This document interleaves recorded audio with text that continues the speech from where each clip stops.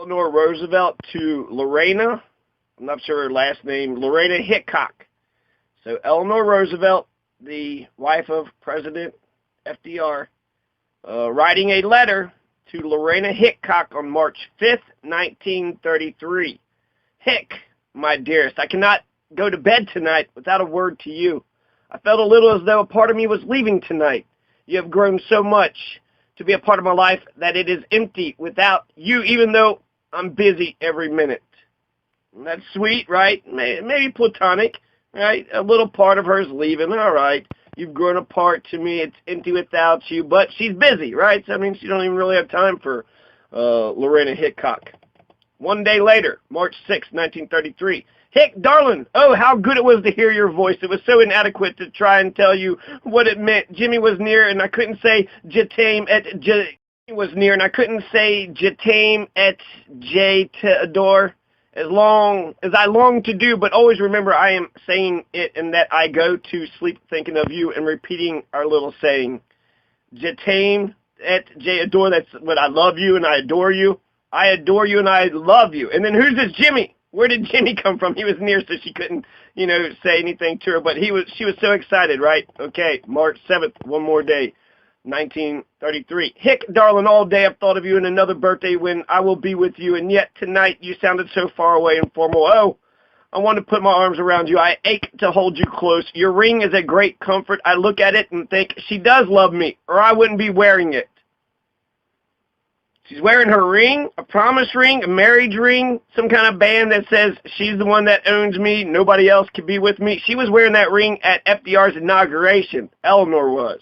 Then you have March 9th, 1933. 2 days later, Eleanor to Lorena Hickok. My pictures are nearly all up, and I have you in my sitting room where I can look at you most of my waking hours. Look at you and lust for you and dream about you. This is erotic, okay? Even if they never had sex, this is an erotic, emotional, this has consumed Eleanor Roosevelt. And is this a first, term that she got some power? So she's wearing, Lorena Hickok's ring.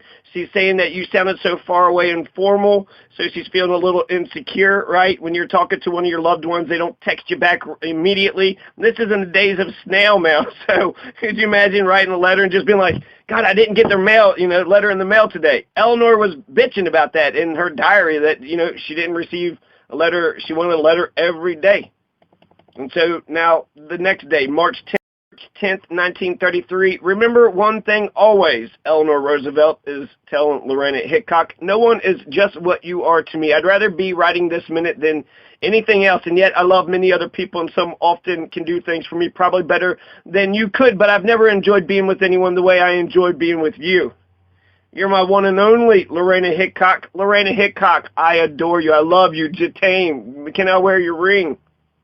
And the next day, March 11th, 1933, I miss you greatly, dear. The nicest time of the day is when I write to you. You have a stormier time than I do, but I miss you as much, I think. I couldn't bear to think of you crying yourself to sleep. Oh, how I wanted to put my arms around you in reality instead of in spirit. I went and kissed your photograph instead, and the tears were in my eyes. Please keep most of your heart in Washington as long as I'm here, for most of mine is with you. So Eleanor Roosevelt is wearing Lorena Hickok's ring at the inauguration of her husband, FDR. She's writing all these romantic and erotic, letters back and forth. She's sitting there saying she's kissing her photograph, how she wants to hug her and kiss her, and that her heart is with her, and how she feels like this with nobody else. So that's all the March 1933 excerpts from autostraddle.com. Then 1933, November 17th, it says, I'm getting so hungry to see you. So I'm hungry to see you. Then November 27th, 1933, dear one, and so you think they gossip about us? Well, they must at least think we stand separation rather well. I am always so much more optimistic than you are, I suppose, because I care so little what they say. So they're saying, oh, there's gossip. They're talking about us like we're lovers. And it's like, well, we've been separated. How can Eleanor Roosevelt has Lorena Hickok's pictures up all over her room, and she's staring at all of her pictures, making out with her pictures, and just can't wait to be with her, longing with her. This goes from March to November, so this is even, 6 months later. And she wrote November 29th, 1933, I wish you were going to spend Thanksgiving here. It surely would be Thanksgiving, wouldn't it? So it's not even Thanksgiving without without Lorena Hickok to Eleanor Roosevelt. She's wearing her ring, she's saying that she can't wait to hug and kiss her. No, December 3rd, 1933. Darling, I feel very happy because every day brings you nearer. I love you deeply and tenderly, and I want you to have a happy life. To be sure, I'm selfish enough to want it to be near me, but then we wouldn't, either of us, be happy otherwise, would we? But we wouldn't either of us be happy otherwise. I don't know what the fuck that means. She's, trying to say, I want you near me, be close to me, but she's also saying, it's your life, do what you want, but come here. December 5th, 1933, only 8 more days, 24 hours from now, it will only be 7 more, just a week. I've been trying today to bring back your face, to remember just how you look. Funny how even the dearest face will fade away in time. Most clearly, I remember your eyes with a kind of teasing smile in them, and the feeling of that soft spot just northeast of the corner of your mouth against my lips.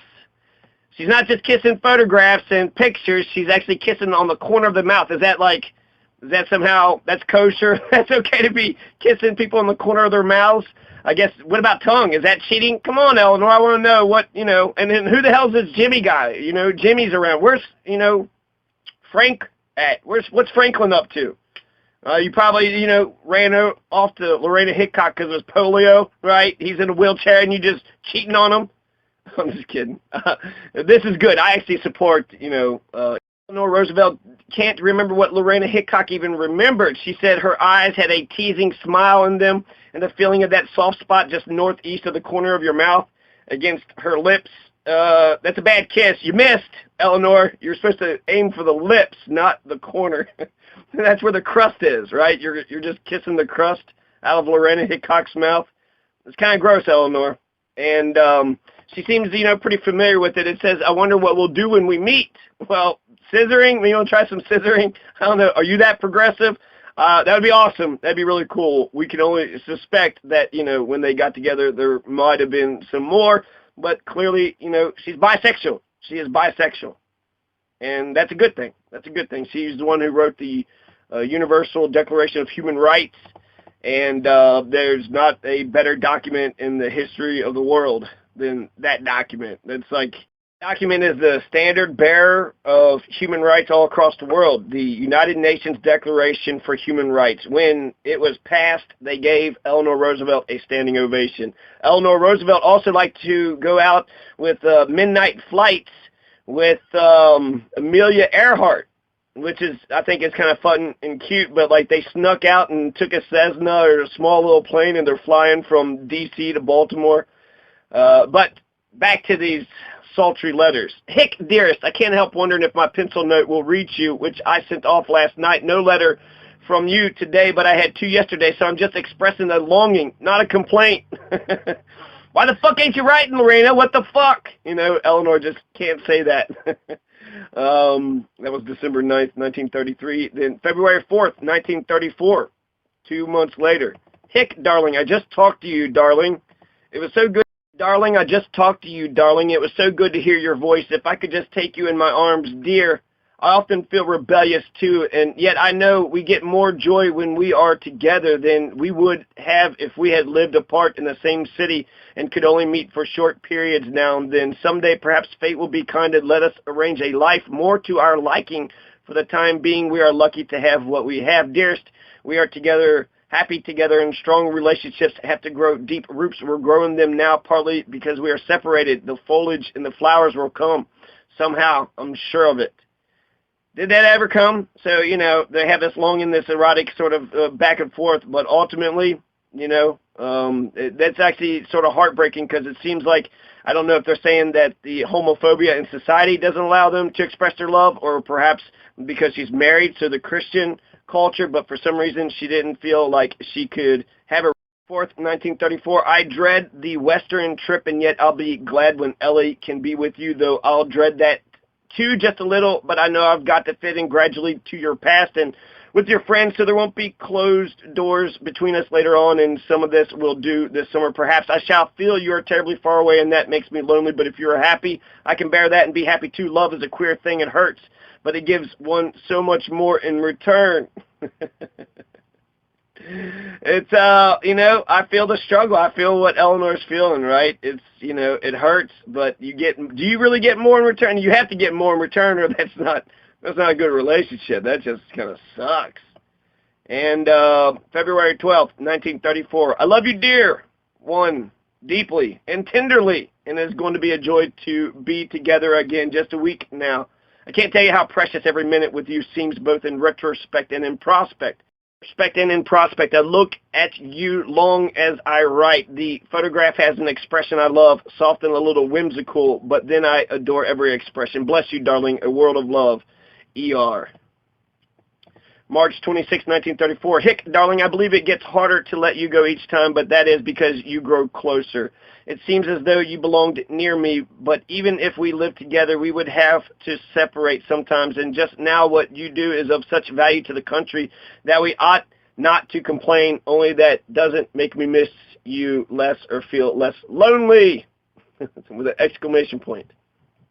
April 4th, 1934. Dearest, I miss you and wish you were here. I want to put my arms around you and feel yours around me. More love than I can express in a letter is flying on waves of thoughts to you. April 9th, 1934. This will be just a note to tell you I love you.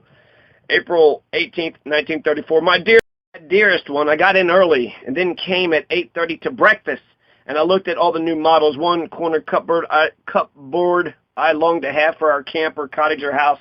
Which is it to be? They're going to get a camp or a cottage or a house? I've always thought of it as in the country, but I don't think we'll ever decide on the variety of abode nor the furniture. We probably won't argue. They're moving in together, that they're going to get their own house in the country, and, they're going to argue about the furniture, but they probably won't argue because she is so agreeable.